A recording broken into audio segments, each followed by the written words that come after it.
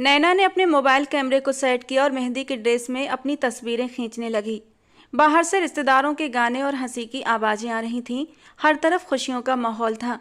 वो कुछ पल के लिए अपने कमरे में सुकून लेने आई थी और दिल ही दिल में अपने होने वाले पति कपिल को तस्वीरें भेजने का सोच रही थी। जैसे ही उसने तस्वीरें खींची, मोबाइल की स्क्रीन पर अचानक एक अनजान नंबर चमकने लगा। उसने हैरानी से स्क्रीन की ओर देखा। हो ना हो ये जरूर कपिल की ही कॉल होगी। चेहरे पर हजारों रंग बिखर गए थे और फिर कुछ संकोच के बाद उसने कॉल रिसीव करके कान से लगाया। नैना ने घबराहट भरी आवाज में कहा, हेलो। तो दूसरी तरफ से गहरी अजनबी आवाज आई थी, मुझे तुमसे मिलना है। जबकि नैना के दिल की धड़कन तेज हो गई। आप कौन हैं? उसने कड़े लहजे में पूछा। ये जरूरी नहीं, आवाज में अजीब तरह की धमकी और जिद भरी हुई थी। बल्कि जरूरी तो ये है कि मैं तुम्हारे बारे में सब कुछ जानता हूँ नैना। नैना के शरीर में सिहरन सी दौड़ गई। उसने अपने मोबाइल को मजबूती से पकड़ लिया। आपको क्या चाहिए? और आप मेरा नाम कैसे जानते हैं? वो बुरी तरह डर चुकी थी। वो हमेशा से ही बहुत भोली रही थी और अब भी बड़ी आसानी से बेवकूफ़ बन रही थी। चाहता हूँ कि तुम मुझसे अभी और इसी वक्त मिलो। जादू भरी खूबसूरत आवाज़ जो शायद किसी का भी दिल धड़का सकती थी। और इस वक्त नैना का दिल भी जोरों से धड़क उठा था, लेकिन जज्बात की शिद्दत से नहीं, बल्कि डर की वजह से। मुझसे क्यों मिलना चाहते हैं आप चाहते क्या हैं मुझसे? और आप हैं कौन? आपको पता है मेरे होने वाले पति एसपी कपिल खुराना हैं। अगर मैं इसी वक्त उन्हें बता दूं तो तुम्हें दुनिया के किसी भी कोने से ढूंढ कर निकाल लेंगे और इस गलती की बहुत सख्त सजा देंगे, नैना ने दबे गुस्से के साथ कहा, जबकि फ़ोन पर एक क्रूर हंसी की आवाज़ सुनाई दी थी। तुम्हारा वो एसपी मेरा कुछ भी नहीं बिगाड़ सकता। और नैना रुहासी हो गई थी। उसने जल्दी से फ़ोन बंद कर दिया। पता नहीं कौन था जो उसे परेशान कर रहा था। उसने जल्दी से कदम बाहर कमरे की तरफ बढ़ाए थे कि तभी फ़ोन दोबारा बजने लगा। वही नंबर था। उसने इग्नोर किया, तभी एक मैसेज स्क्रीन पर जगमगाया, मेरा फ़ोन उठाओ वरना अंजाम के लिए तैयार हो जाओ। उसने डरते डरते कॉल रिसीव किया। अजनबी की आवाज़ और भी ठंडी और ख़तरनाक हो गई थी। मेरे पास तुम्हारी बहुत ही प्यारी प्यारी तस्वीरें हैं। अगर तुम अभी मुझसे ना मिली तो मैं ये तस्वीरें सबको भेज दूंगा, और वो तस्वीरें काफ़ी खूबसूरत हैं। रीना का दिल तेजी से धड़कने लगा। ये मुमकिन नहीं है। आपको मेरी तस्वीरें कैसे मिली? मैं तुम्हारे बारे में सब कुछ जानता हूँ नैना, अजनबी ने कहा। और उसी पल नैना के मोबाइल पर एक तस्वीर का नोटिफिकेशन आया। उसने तस्वीर खोलकर देखी तो उसके पैरों तले से ज़मीन खिसक गई। वो तस्वीर सच में बेहद अनुचित थी। वो किसी अजनबी के बेहद करीब होकर खड़ी थी और वो अजनबी मर्द एक हाथ उसकी कमर में डाले, एक हाथ से उसके बालों को संभाल रहा था। अगर किसी ने देख ली तो शायद कोई अपना ही उसे मार डालता। नैना के हाथ कांपने लगे। ये मेरी तस्वीर नहीं है। ये आपको कैसे मिली? उसने लगभग चीखते हुए पूछा।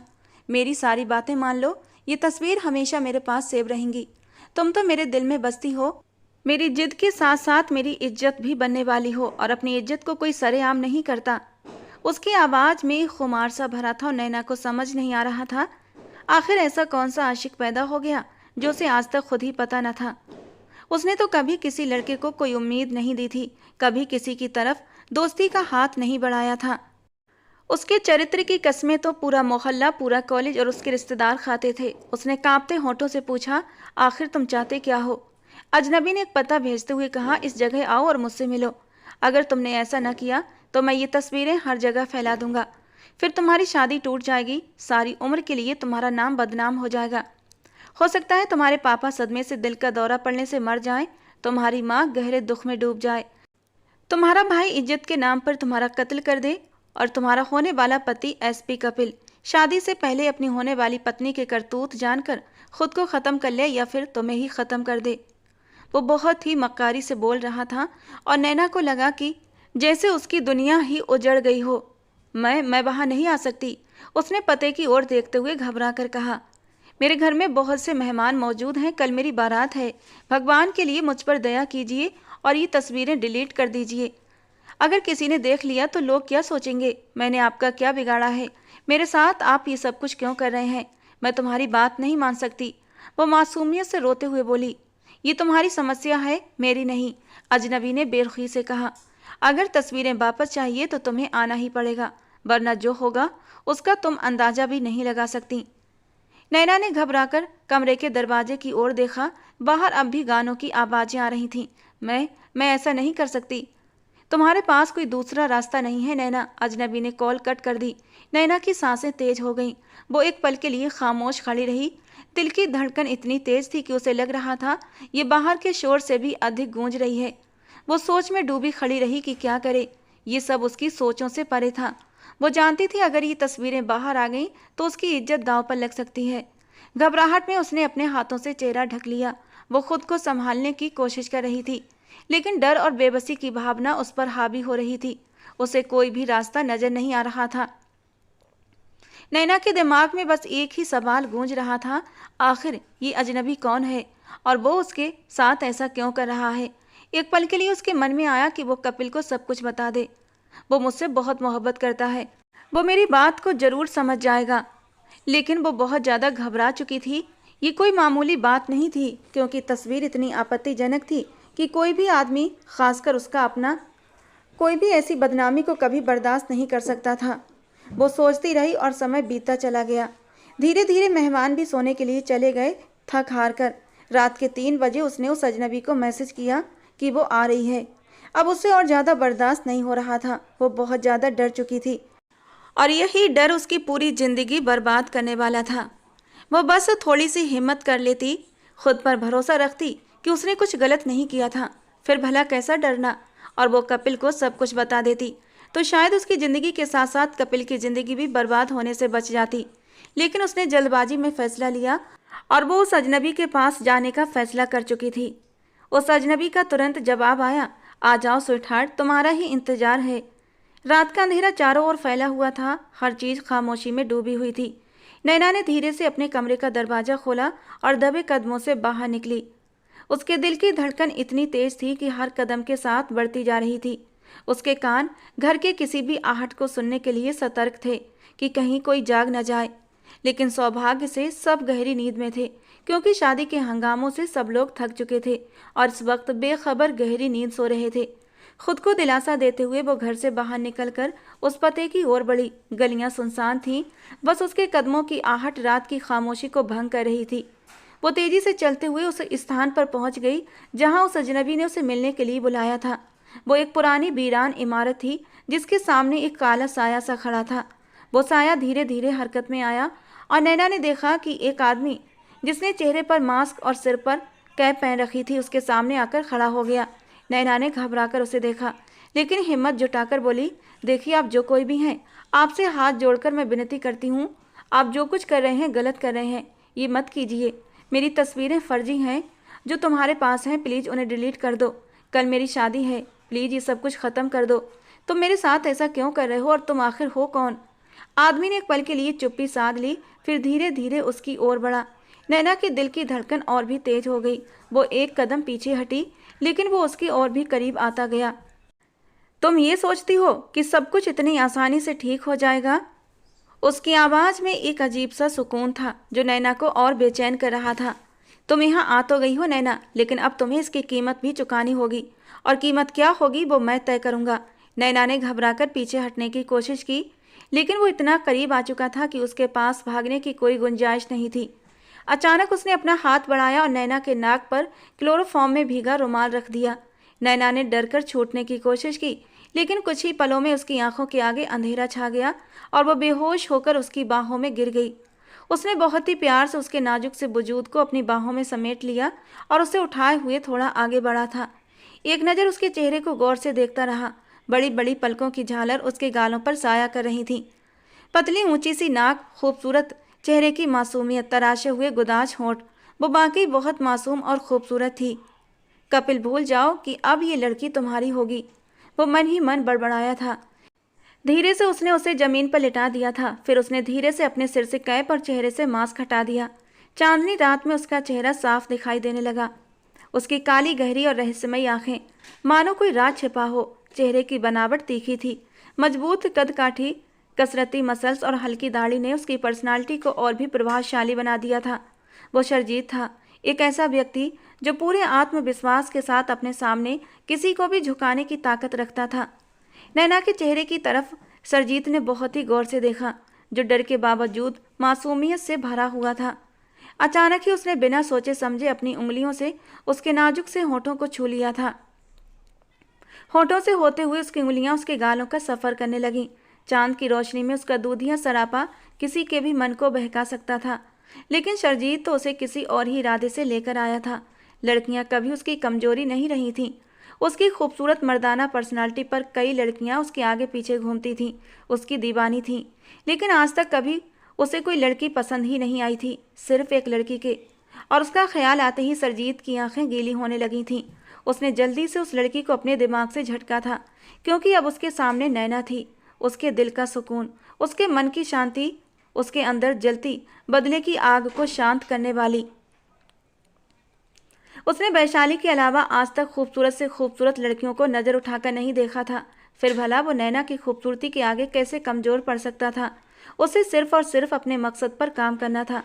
उसके होंठों पर हल्की सी मुस्कान आई, जैसे वो अपनी जीत पर खुश हो। नैना, तुम वाकई बहुत मासूम हो। तुम्हारे साथ ये सब कुछ करते हुए मुझे थोड़ा अफसोस भी हो रहा है, लेकिन तुम बहुत कुछ नहीं जानती, उसने धीमी आवाज में कहा, जैसे किसी सोए हुए बच्चे से बात कर रहा हो। लेकिन तुम्हारे जानने का समय भी आएगा, लेकिन उस वक्त तक बहुत देर हो चुकी होगी। उसने नैना के बेजान वजूद को बहुत ही प्यार से अपनी बाहों में उठाया और इमारत के बाहर अपनी गाड़ी की तरफ बढ़ गया। सरजीत ने उसे पिछली सीट पर लिटाया और अपनी जेब से मोबाइल निकाला। उसकी नज़रें नैना की बेहोशी पर थीं, लेकिन उसके दिमाग में आगे की योजना चल रही थी। ये खेल अभी शुरू हुआ है नैना, सरजीत ने जैसे खुद से कहा, और इसका अंजाम मैं खुद लिखूंगा। दरवाज़ा बंद करते हुए उसने नैना पर एक आखिरी नज़र डाली, जो बेखबर सोई हुई थी। सरजीत ने फिर कैप और मास्क पहन लिया और ड्राइविंग सीट पर बैठकर गाड़ी इमारत से निकाल कर सड़क पर डाल दी, जहां रात की खामोशी अब हर तरफ फैली हुई थी। सुबह का समय था, लेकिन घर में खुशियों की जगह खामोशी और बेचैनी ने ले ली थी। मेहमान आ रहे थे, शादी की तैयारियां पूरे जोर शोर से हो रही थीं। हर तरफ एक गहमा गहमी और हर कोई बिजी था। लेकिन नालिनी जी के चेहरे पर चिंता के साफ संकेत थे। वो बार बार अपने कमरे के दरवाजे की ओर देख रही थी, जहां नैना को होना चाहिए था, मगर कमरा खाली था। डर की वजह से उनका बुरा हाल था। वो अपने तौर पर नैना को हर जगह ढूंढ चुकी थी, लेकिन अब कोई चारा नहीं था बिना संतोष जी को बताए। नालिनी जी ने गहरी सांस ली और अपने पति संतोष जी को एक तरफ बुलाया। नैना कमरे में नहीं है, उन्होंने धीरे से कहा। उनकी आवाज में घबराहट थी। संतोष जी ने हैरानी से उन्हें देखा। क्या मतलब? नैना कमरे में नहीं? क्या बकवास कर रही हो? आज शादी है उसकी, वो कहाँ जा सकती है? मुझे नहीं पता, नालिनी जी ने बेबसी से कहा। मैंने हर जगह देखा, वो कहीं नहीं है। पत्नी के चेहरे की उड़ी हवाइयां देखकर संतोष जी के चेहरे पर भी चिंता की लकीरें उभर आईं। ये कैसे हो सकता है? शादी का दिन है और दुल्हन गायब। उसी समय उनका बड़ा बेटा अमन उनके पास आया। मम्मी, पापा, आप दोनों यहाँ क्या कर रहे हैं? सब लोग आपको ढूंढ रहे हैं।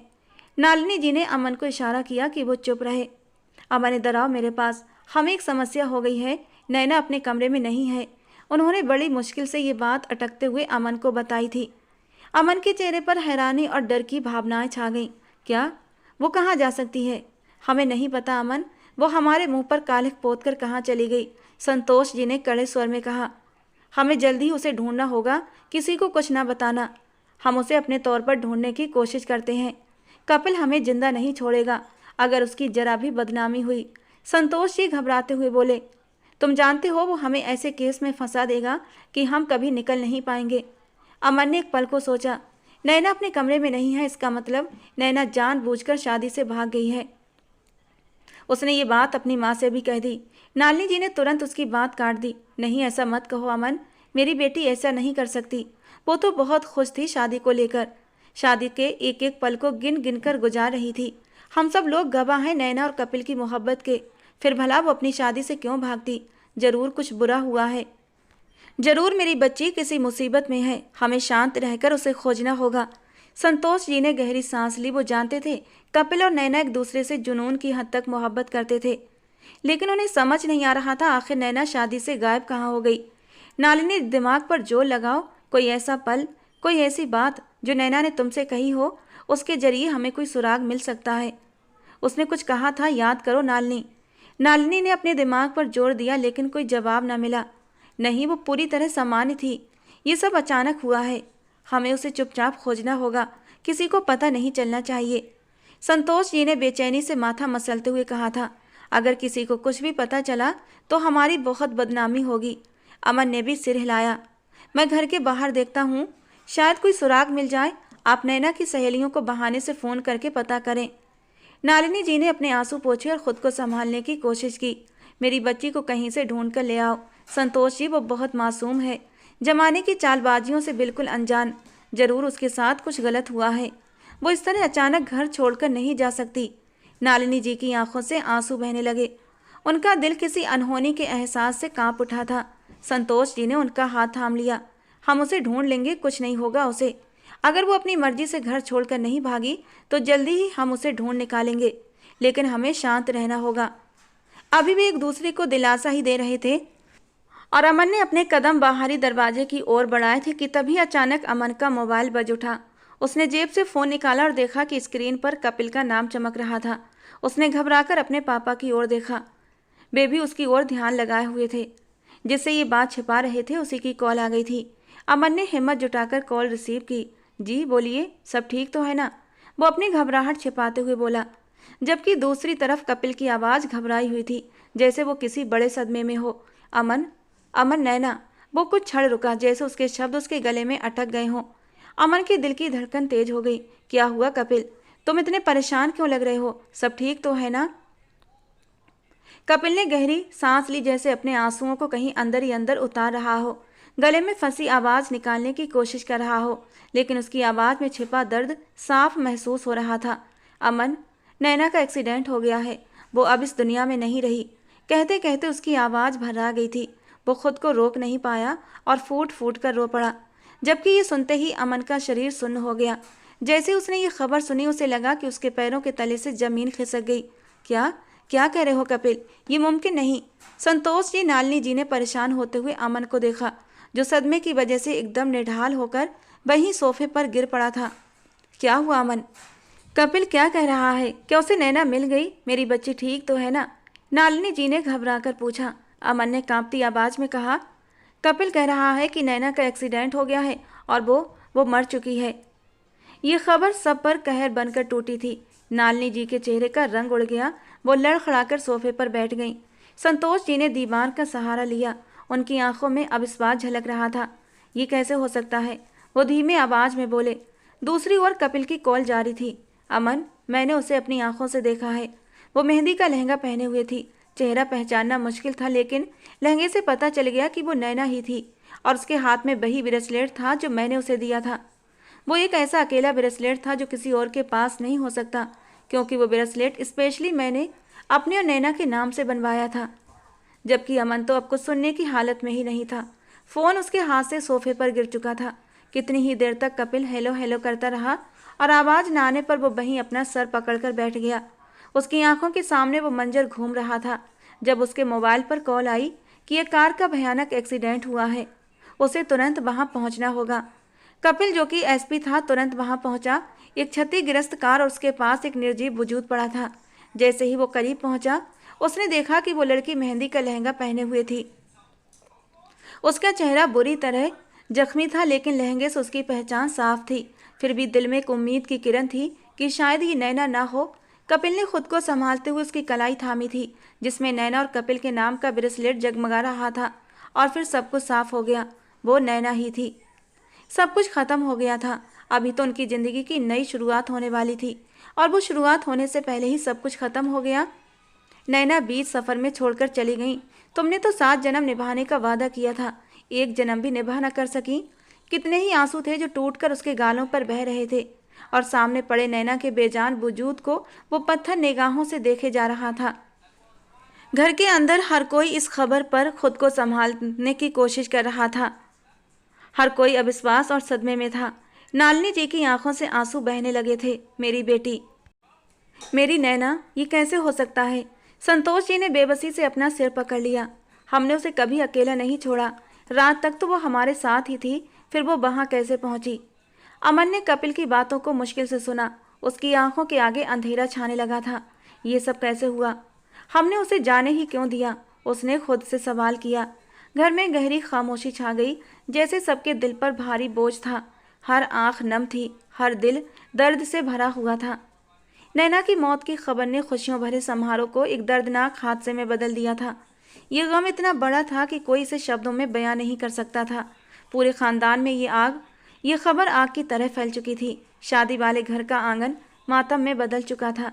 हर तरफ खामोशी का साया था, जिसे बस कभी कभार किसी की सिसकी या करहाने की आवाज तोड़ रही थी। नैना का पार्थिव देह को सफेद चादर में लपेटकर आंगन के बीचों बीच रखा गया था। चादर के नीचे से उसका निश्चल शरीर साफ दिखाई दे रहा था, जैसे वो गहरी नींद में हो। उसका चेहरा चादर से ढका हुआ था, लेकिन उसकी उपस्थिति ने हर दिल को चीर कर रख दिया था।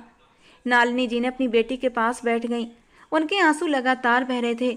वो चादर पर हाथ फेरते हुए बार बार अपनी आंखों से आंसू पोंछती, जैसे भगवान से उसकी जिंदगी की भीख मांग रही हूँ। मेरी बेटी, मेरी मासूम सी नैना, वो बार बार बड़बड़ा रही थी, लेकिन कोई जवाब नहीं मिल रहा था।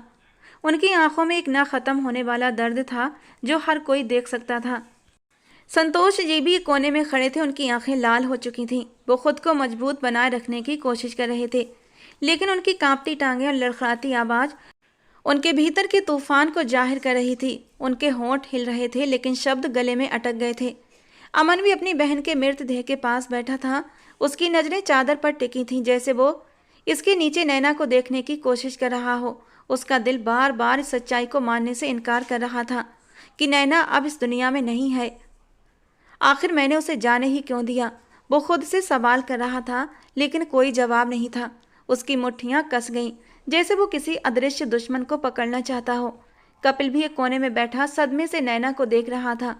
जिस लड़की के साथ उसने इतने सपने संजोए थे, वे सब एक पल में बिखर गए थे। उसकी मौत ने हर शख्स की आंखों को आंसुओं से भर दिया था, लेकिन किसी को ये नहीं पता था कि सच्चाई क्या है। मेंशन की विशाल और भव्य इमारत अपनी शाही शान के साथ खड़ी थी। हर कोना सन्नाटे की चादर में लिपटा हुआ था। अंदर के हिस्से में एक बड़े कमरे की हल्की रोशनी माहौल को और भी रहस्यमय बना रही थी। कमरे में रखी हुई कीमती चीजें, खूबसूरत कलाकृतियां और पुरानी शैली का फर्नीचर इस जगह के ऐतिहासिक महत्व को दर्शा रहे थे। सरजीत, जो अपनी ऊंची कंदकाठी और खूबसूरत मनमोहनी पर्सनालिटी के साथ कमरे में दाखिल हुआ, उसने काले रंग की पैंट और वाइट रंग की शर्ट पहनी हुई थी, जो उसके मजबूत शरीर पर जच रही थी। उसके हाथ में खाने की ट्रे थी, जिसमें हल्के नाश्ते की चीजें थीं। कमरे में पसरे हुए सन्नाटे को सिर्फ उसके कदमों की धीमी आवाज तोड़ रही थी। सामने बिस्तर पर हल्के ग्रीन रंग के लहंगे में लिपटी एक लड़की बेहोशी की गहरी नींद में पड़ी थी, और ये लड़की कोई और नहीं बल्कि नैना ही थी। दुनिया की नज़र में वो मर चुकी थी, लेकिन हकीकत में ये सरजीत की कैद में थी। सरजीत की नज़रें नैना पर टिक गईं और उसके होंठों पर हल्की सी मुस्कान आ गई। वो धीरे धीरे कदम बढ़ाते हुए बिस्तर के पास पहुंचा।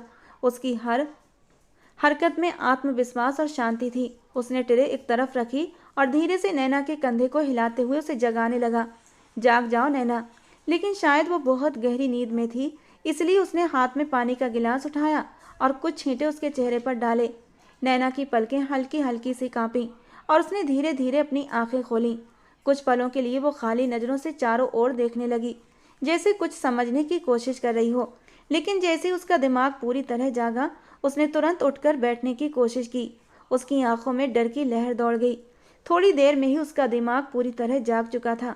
वो आंखें फाड़े अपने सामने बैठे उस अनजान मर्द को देख रही थी, जिसे उसने आज से पहले कभी नहीं देखा था। तुम कौन हो और मैं यहाँ कैसे आई? उसकी आवाज़ कांप रही थी और चेहरे पर डर साफ झलक रहा था। सरजीत ने एक कदम पीछे हटते हुए उसे शांत करने की कोशिश की। घबराओ मत नैना, तुम सुरक्षित हो। नैना की आंखें हैरानी और डर से भर गईं। सुरक्षित? ये कैसी सुरक्षा है? नहीं चाहिए मुझे ये सुरक्षा। मैं यहाँ क्यों हूँ? आज तो मेरी शादी थी। मेरे पापा, मेरी माँ, मेरा भाई और कपिल। उसके होंठों से बेतरतीब से शब्द निकल रहे थे। वो पागलों की तरह चीख पड़ी।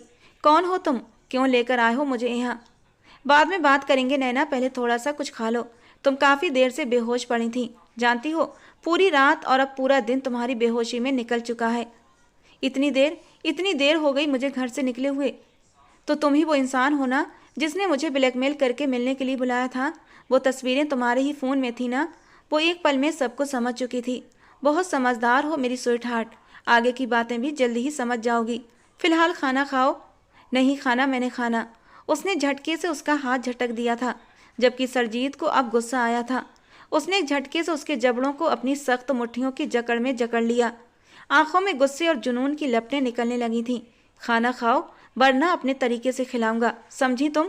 मेरे गुस्से और जुनून को हवा मत दो, वरना तुम सह नहीं पाओगी। ये कहकर उसने एक झटके से नैना को छोड़ा था।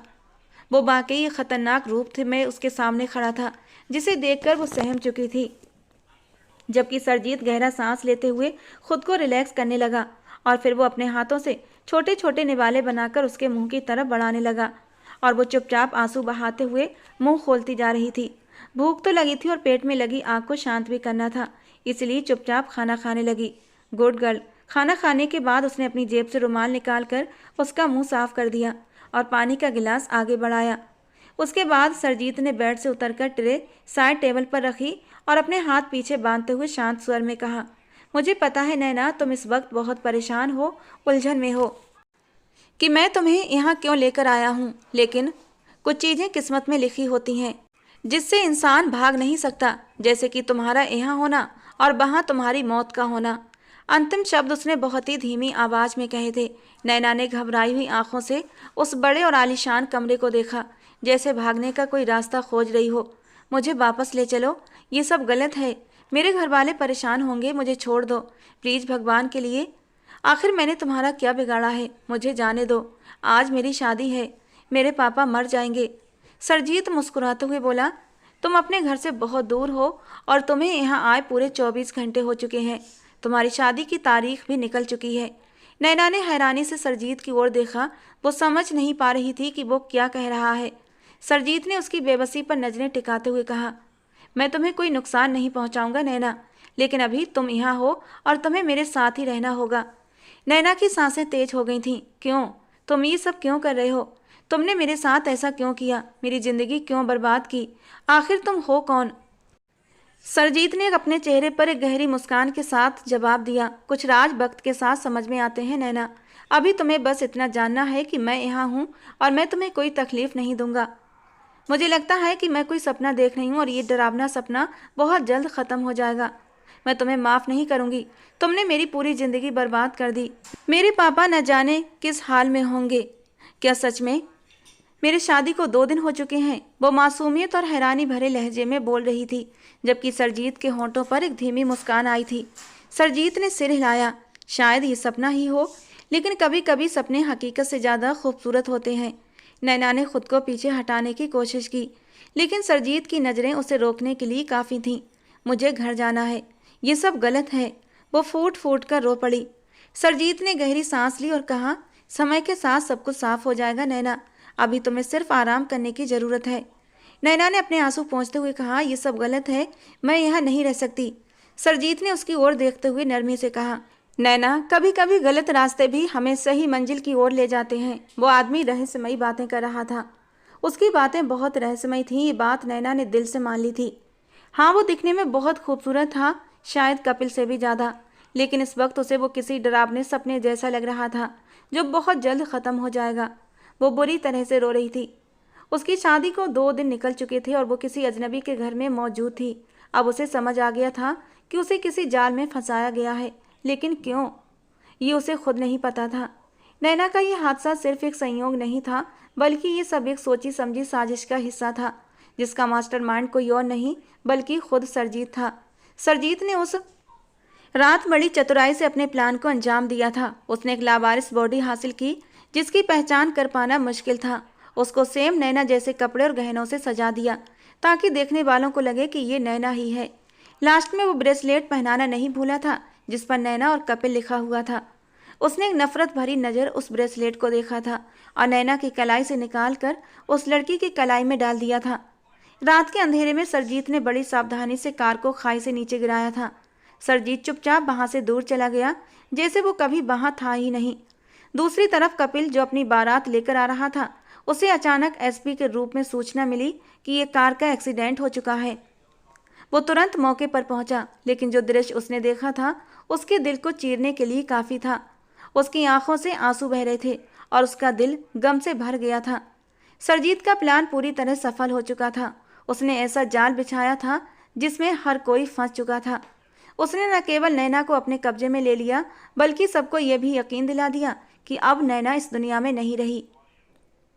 ये सब इतने तरीके से हुआ था कि किसी को भी सरजीत पर शक नहीं हुआ और भला होता भी कैसे, वो तो घटना स्थल पर आया ही नहीं था। उसी रात वो नैना को लेकर दूसरे शहर चला गया और अब उसका इरादा किसी दूसरे देश जाने का था। हाँ, वो कपिल से सब कुछ छीन लेना चाहता था। वो उसे पूरी तरह बर्बाद करना चाहता था। और अब तो बात उसकी पसंदीदा औरत की थी। वो कैसे नैना को एसपी कपिल के हवाले कर सकता था, जबकि दूसरी तरफ कपिल पूरी तरह से पागल हो चुका था। ना वो किसी से बात कर रहा था, ना कुछ कह रहा था। उसे यकीन ही नहीं हो रहा था कि जिस लड़की के साथ उसने एक खूबसूरत जिंदगी बिताने के सपने देखे थे, वो उसे छोड़कर, उससे रिश्ता तोड़कर, उससे बेवफाई करके भाग गई थी। और तभी उसका एक्सीडेंट हुआ था। ये सोच उसकी आत्मा को झकझोर देने के लिए काफ़ी थी। जिस घर में खुशियां आने वाली थीं, वहां मातम छा गया था। ये दर्द बहुत बड़ा था, लेकिन किसी को नहीं पता था कि ये दुख निरर्थक है, क्योंकि वो लड़की मरी नहीं थी बल्कि जिंदा थी और एक ऐसे इंसान की कैद में थी जिससे छुटकारा पाना बेहद मुश्किल था। नैना कमरे के शांत माहौल में बैठी हुई थी, बाहर की दुनिया से बेखबर। बुखार की वजह से वो बिस्तर तक सीमित हो गई थी। इस हवेली में आए हुए से 1 हफ्ता बीत चुका था, लेकिन वो अभी तक मानसिक रूप से उलझी हुई थी। 1 हफ्ते के दौरान उसने सिर्फ सरजीत का नरम व्यवहार महसूस किया था, जो उसका बहुत ख्याल रखता था। वो उसकी देखभाल करता, उसके लिए दवाइयाँ और खाना लाता और हर समय उसके आसपास रहता। उस दिन भी नैना आधी बेहोशी की हालत में थी जब दरवाजे पर हल्की सी दस्तक हुई। उसने धीरे से अपनी पलकों को खोला तो देखा सामने दरवाजे पर एक नौकरानी खड़ी थी, जो बहुत ही सम्मान से सिर झुकाकर बोली, बीबी जी बाहर आ जाइए, साहब आपका इंतजार कर रहे हैं। नैना की आंखों में हिचकिचाहट और डर झलकने लगा। साहब, उसने कमजोर सी आवाज में पूछा। नौकरानी ने नरमी से जवाब दिया, जी बीबी जी, सरजीत साहब, वो आपसे मिलना चाहते हैं। नैना ने बिस्तर से उठने की कोशिश की, लेकिन उसके कदम लड़खड़ा रहे थे। उसने नौकरानी की मदद से धीरे धीरे मुंह हाथ धोया और अपने बाल संवारे। आईने में अपनी सूरत देखकर उसकी आंखों में नमी आ गई। क्या ये सब एक सपना है? उसने खुद से बुदबुदाया। नौकरानी ने मुस्कुराते हुए कहा, बीबी जी सब ठीक हो जाएगा, आप इतना परेशान ना हो। साहब तो आपसे बहुत प्यार करते हैं, आपका कितना ख्याल रखते हैं। आइए, साहब आपका इंतजार कर रहे हैं। नैना ने बेबस सी नज़र से उस औरत को देखा था, जो 30 से और 35 साल के बीच थी। उसे कैसे बताती कि ये प्यार नहीं, एक कैद थी। नैना ने धीरे धीरे कदम बढ़ाए और कमरे से बाहर आ गई। वो एक विशाल हॉल में पहुंची, जहां सरजीत एक खूबसूरत मेज पर नाश्ता लगाए बैठा था। जैसे ही उसने नैना को देखा, उसके चेहरे पर एक हल्की सी मुस्कान फैल गई। आओ नैना, उसने कुर्सी की तरफ इशारा करते हुए कहा। बैठो, कैसी हो अब तुम? मैं तुम्हारा इंतजार कर रहा था। नैना धीरे से कुर्सी पर बैठ गई और अपनी नजरें झुका लीं। उसके दिल में डर और उलझन थी। एक बात बताएंगे?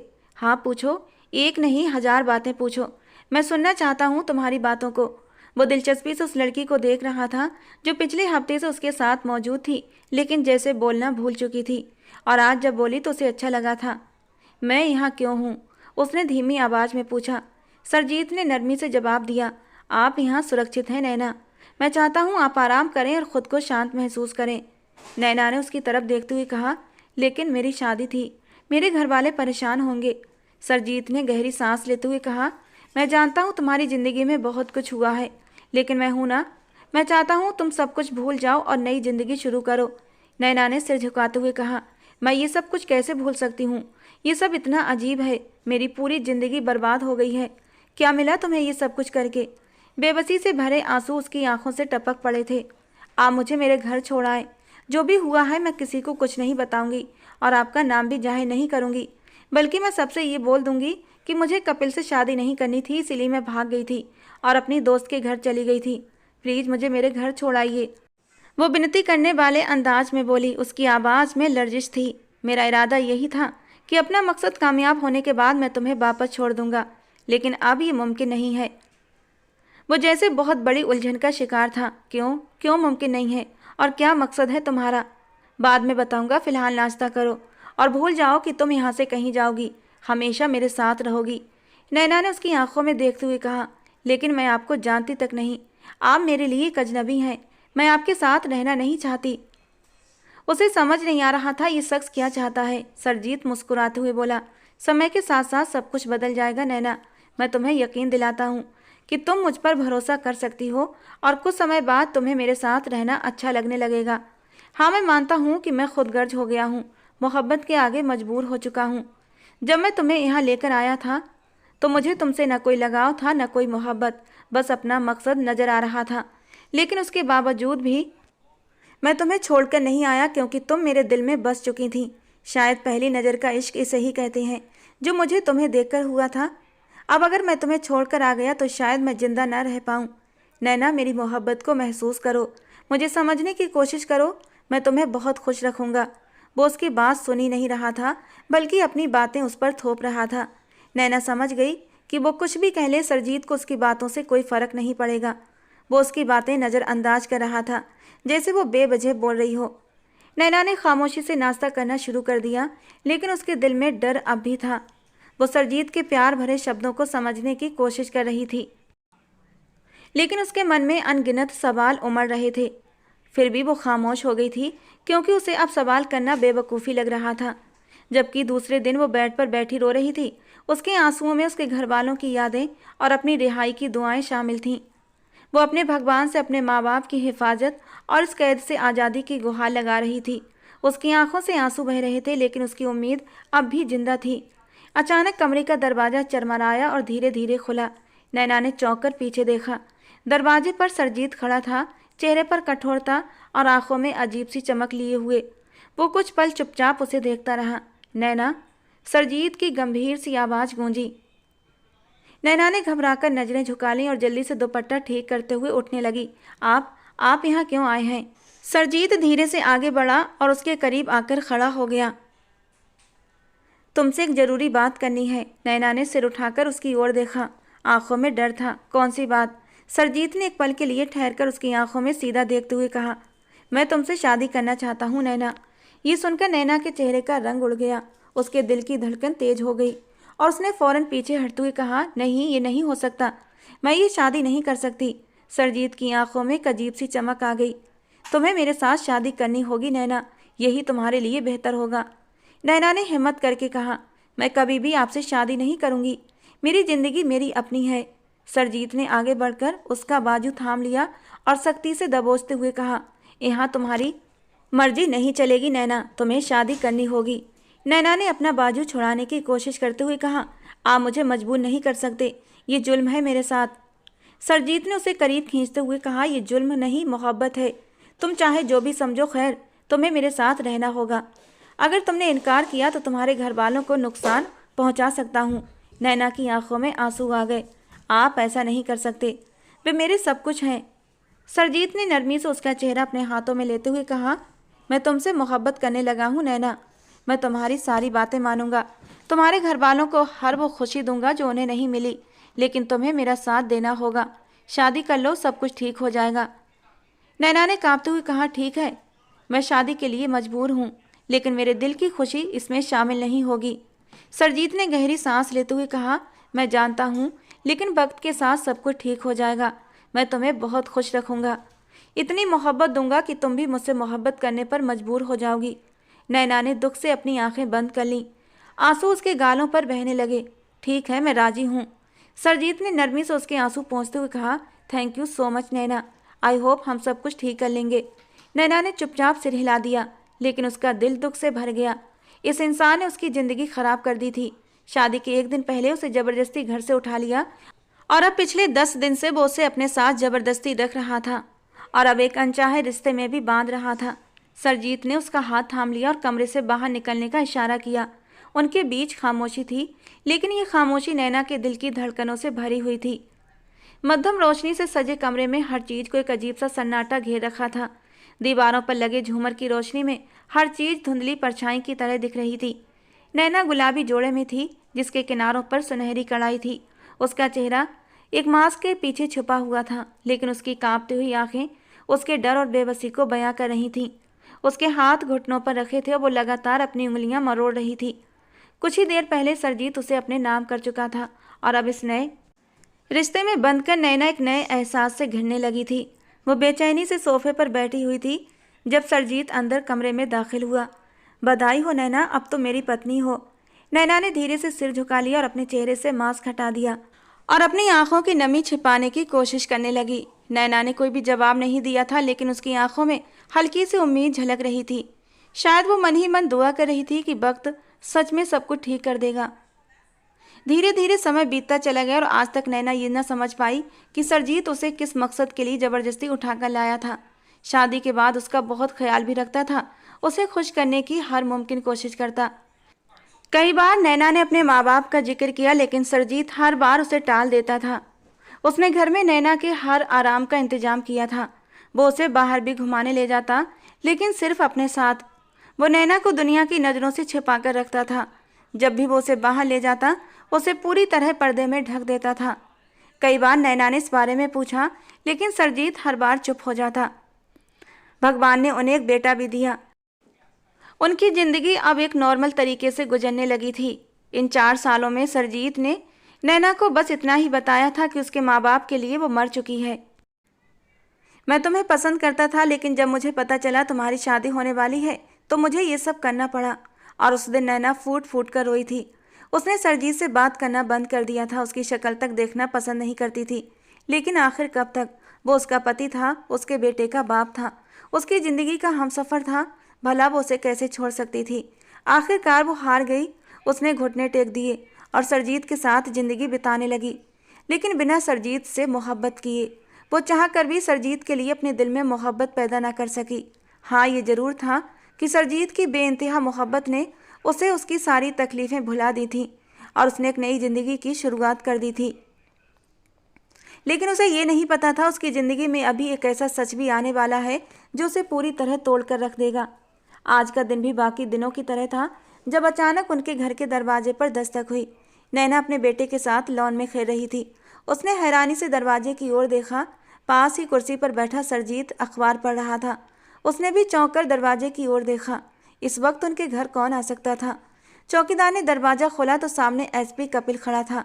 कपिल और कोई नहीं बल्कि सरजीत का चचेरा भाई था। जैसे ही नैना और सरजीत ने उसे देखा, दोनों सन्न रह गए। कपिल भी चौंक गया था नैना को देखकर। ये सिर्फ मोहब्बत की नहीं, बल्कि ये एक बदले की दास्तान थी। कपिल परिवार का सबसे बड़ा बेटा था। उसे हमेशा हर चीज़ आसानी से मिल जाती थी, मगर सरजीत को हर चीज़ के लिए मना कर दिया जाता था। और कपिल के लिए सरजीत के दिल में नफरत उस समय और भी बढ़ गई जब सरजीत एक लड़की वैशाली से प्यार करने लगा। लेकिन कपिल ने अपनी पहुंच के जरिए वैशाली की सच्चाई सबके सामने खोल कर रख दी। वो एक गलत काम करने वाली लड़की थी। उसके अंडर 2-3 लड़कियां और भी काम करती थीं। लड़कों को फंसाना, फिर पैसे ऐंठना, यही उनका काम था। जबकि सरजीत को कपिल की किसी भी बात पर भरोसा नहीं था। उसे तो बस यही लगता था कि कपिल चाहता ही नहीं सरजीत अपनी मोहब्बत को हासिल कर सके, इसलिए उसने वैशाली को जानबूझकर फंसाया है। जबकि एसपी कपिल के डर से वैशाली वो इलाका छोड़कर फरार हो गई थी और सरजीत नफरत की आग में जलने लगा था। जब उसे पता चला कि एसपी कपिल किसी लड़की को पसंद करता है और उससे शादी कर रहा है, तो उसी वक्त उसने अपने दिमाग में प्लानिंग कर ली थी। तुमने मुझसे मेरी मोहब्बत छीन ली, मुझे मेरी मोहब्बत से मिलने न दिया, तो तुम्हें भी तुम्हारी मोहब्बत नहीं मिलेगी। शायद इसी वजह से उसने पूरी काया ही बदल दी थी। कपिल की होने वाली दुल्हन को अगवा कर अपनी जिंदगी में शामिल कर लिया था। कपिल कितनी ही देर तक सामने खड़ी नैना को देखता रहा। वो नैना के लिए कितना तड़पा था। उसके मरने का सुनकर भी उसे सब्र न आया था। आज तक उसने नैना की जगह दूसरी लड़की को नहीं दी थी। वो हमेशा नैना की यादों के सहारे जिंदगी बिताना चाहता था और आज नैना को सामने देखकर वो तड़प उठा था। वो तो नैना की बेवफाई के बावजूद भी उसे दिल से निकाल नहीं पाया था। वो गुस्से से उसकी तरफ बढ़ा। जब मोहब्बत नहीं थी तो कह देती, इस तरह ड्रामा रचाने की क्या ज़रूरत थी? खुद को मरा हुआ साबित करके यहाँ अपने आशिक के साथ ये ऐश भरी जिंदगी गुजार रही हो। क्यों किया तुमने ऐसा? जबकि नैना कपिल को देखकर बेतहाशा फूट फूट कर रो पड़ी थी। वो कपिल के सीने से लगकर अपने बीते सालों के दुखों को आंसुओं के जरिए निकाल देना चाहती थी। उसे बताना चाहती थी कि वो एक पल के लिए भी खुश न रह सकी है। लेकिन वो अब किस हक और किस रिश्ते से कपिल के करीब जाती? उसने अपने कदम रोक लिए। उसके कदमों में उसके बेटे अतुल की बेड़ियां जो पड़ चुकी थीं। वो चाह कर भी इन बेड़ियों को तोड़ नहीं सकती थी। वो बोली तो बस इतना बोली थी कि मैं मजबूर थी कपिल। जो कुछ हुआ शायद भगवान को यही मंजूर था, और तुम भी अब इस बात पर सब्र कर लो और अपनी ज़िंदगी में आगे बढ़ जाओ। कपिल ने एक नज़र नैना के पीछे खड़े सरजीत पर डाली थी। सरजीत के चेहरे पर छाई मक्कारी की झलक से कपिल को समझते देर न लगी थी कि सारा खेल सरजीत का रचाया हुआ है। वो कितनी ही देर हैरान परेशान सरजीत को देखता रहा। सरजीत, मैं तो तुम्हें हमेशा अपना भाई मानता था और तुमने ये सब कुछ हाँ, मैंने किया ये सब कुछ जानबूझकर। तुमने भी मेरी जिंदगी में दुखों का घना अंधेरा कर दिया था और इस तन्हाई में, इस दुख में मैंने तुम्हें धकेल दिया। अब नैना मेरी है, मेरी पत्नी है, मेरे बच्चे की माँ है। तुम पूरी जिंदगी अब इस आग में जलते रहो कि तुम्हारी मोहब्बत को मैंने हासिल कर लिया। कपिल सब कुछ समझ गया था। गुस्से से भरा वो नैना की तरफ बढ़ा और उसने नैना को सब कुछ बता दिया। सरजीत के चेहरे का रंग बदल गया, लेकिन वो शांत रहा। वो जल्दी से नैना के सामने आकर खड़ा हुआ। नैना, जो कुछ भी ये कह रहा है वो सच है। हाँ, मैंने ये सब कुछ किया था, बदला लेने के लिए किया था, मगर अब मैं तुमसे मोहब्बत करता हूँ। तुम मेरी बीवी हो, मेरे बच्चे की माँ हो। मैंने कभी तुम्हें कोई दुख नहीं दिया, हमेशा तुम्हें खुश रखने की कोशिश की है। जबकि नैना अब इस बात से सामने खड़े मर्द को देख रही थी। कितना बड़ा खेल खेला था उसने, कितनी जिंदगियां बर्बाद की थीं उसने, और अब कह रहा था कि मैं तुमसे मोहब्बत करता हूँ। बेबसी के 2 आंसू टूटकर उसके गालों पर आए थे। नैना गुस्से में उठी और अंदर चली गई। सच्चाई की कड़वाहट ने उसकी रूह को झकझोर दिया था। आंखों से आंसू बह रहे थे, मन में अजीब सी कशमकश थी। बाहर सरजीत भी चुप बैठा था। शायद पहली बार उसे अहंकार से ज़्यादा अपने रिश्ते की परवाह हो रही थी। थोड़ी देर बाद कपिल उसके सामने आकर खड़ा हो गया। उसने नरम आवाज़ में कहा, जो होना था वो हो चुका है। सरजीत अब तुमसे मोहब्बत करता है। तुम्हारे लिए उसने अपनी पूरी दुनिया छोड़ दी। जब मैं यहाँ आया तो अफसोस हो रहा था कि मुझे आना ही नहीं चाहिए था। सरजीत ने हर किसी से रिश्ता तोड़कर तुमसे रिश्ता जोड़ा है। मैंने जैसे तैसे सरजीत का पता निकाला और उसकी खैर खैरियत पूछने आया था, लेकिन वो आगे कुछ कह पाता इससे पहले ही नैना ने गहरी सांस ली। अपने आंसू जैसे उसने कहीं अंदर ही उतार लिए थे, जैसे खुद को तसल्ली दे रही हो। तुम सही कह रहे हो, मुझे अपने बच्चे के लिए, अपनी फैमिली के लिए आगे बढ़ना होगा। कपिल ने जख्मी दर्द भरी मुस्कान के साथ उसकी ओर देखा। यही सही फैसला है नैना। नैना ने भी धीरे से सिर हिला दिया। बस अपने माँ बाप से मिल लो, उन्हें खुश कर दो। तुम्हारे जाने के बाद वो तो जीना ही भूल चुके हैं। नैना ने धीरे से सर हिलाया और कपिल खामोशी से लौट गया। वो धीरे धीरे चलती हुई अपने परिवार के पास पहुंची, अपने बेटे को गोद में उठा लिया और उसके माथे को प्यार से चूमा। फिर उसने मुस्कुराते हुए सरजीत का हाथ थाम लिया। इसका मतलब था कि उसने सब कुछ भुला दिया था, क्योंकि अब माफ़ी या फिर नफरत दिखाने का कोई मतलब नहीं था। उसने बस अपनी ज़िंदगी जीनी थी, अपने बेटे की खातिर। उसके दिल में सरजीत के लिए कोई भाव नहीं था, ना तो नफरत का और न प्यार का। एक ठंडा एहसास था, और वो बस ये कि वो उसके बेटे अतुल का बाप था। उसने सब कुछ भुला दिया था और ज़िंदगी के आगे सफ़र पर रवाना हो गई थी। वो अपने माँ बाप से भी मिलने गई थी। इतने सालों बाद बेटी को सामने देखकर उनकी आंखों में आंसू आए थे। सरजीत ने अपनी गलती सबके सामने स्वीकार भी कर ली थी। शायद सब लोगों ने उसे माफ़ भी कर दिया था। और उस रात जब उसने नैना को अपने करीब खींचा तो उसका ठंडा वजूद महसूस करके वो गहरी सांस लेकर रह गया था। वो उसके वजूद को तो हासिल कर लेता था, लेकिन उसकी मोहब्बत भरे गर्म जज्बात को आज तक महसूस नहीं कर पाया था। प्यार भरे खूबसूरत रोमांटिक पलों में नैना का पूरा वजूद एकदम ठंडा रहता था, और सरजीत अपनी ज़रूरत पूरी करके उसे अपनी बाहों में लेकर सो जाता था। वो भी शायद अब इस बात को मान चुका था। अब जिंदगी में सिर्फ ज़रूरत रह गई थी। मोहब्बत शायद ही वो नैना की कभी पा सकेगा, क्योंकि उसने जो गलती की थी वो अब चाह कर भी नैना से इस मोहब्बत की उम्मीद नहीं लगा सकता था। उसने 2 मोहब्बत करने वालों को जुदा कर दिया था, और उसकी सज़ा तो उसे मिलनी ही थी, पूरी ज़िंदगी नैना की बेरुखी सहते सहते। तो दोस्तों, आज की हमारी कहानी आपको कैसी लगी कमेंट बॉक्स में ज़रूर बताना। पसंद आई हो तो प्लीज़ लाइक करना। रोज़ एक नई कहानी सुनने के लिए हमारे चैनल को सब्सक्राइब करना। मिलते हैं दोस्तों अगली किसी नई रोमांटिक कहानी के साथ।